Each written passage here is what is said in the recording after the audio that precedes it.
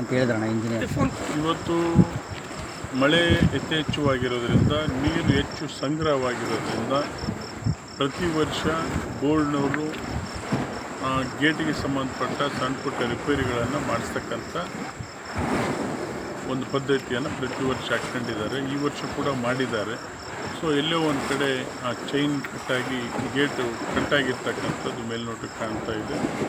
So ಇದು ನಾವು ಭಾಳ ವರ್ಷಗಳಿಂದ ನೋಡಿದಾಗ ನೀರಿನ ಹೊರಹರಿವು ಆದ ನಂತರ, ಒತ್ತಡ ಕಡಿಮೆ ಆದ ನಂತರ ರಿಪೇರಿ ಮಾಡಲಿಕ್ಕೆ ಸಾಧ್ಯತೆ ಇದೆ ಅಂಥೇಳಿ ಇಲ್ಲಿ ಸಾಮಾನ್ಯ ಜನರು ಎಲ್ಲ ಮುಖಂಡರು ಹೇಳ್ತಾ ಇದ್ದಾರೆ.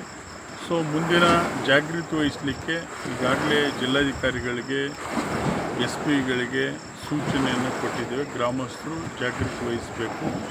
ಇವತ್ತು ಹೊಳೆಯ ಮುಖಾಂತರ 2 ಲಕ್ಷಕ್ಕೂ ಹೆಚ್ಚು ಕ್ಯೂಸೆಕ್ಸ್ ನೀರು ಇರ್ತಕ್ಕಂಥ ಕೆಲಸ ಈ 3-4 ದಿನಗಳಲ್ಲಿ ಆಗ್ತಾಯಿದೆ. ಅದರ ಪರಿಣಾಮ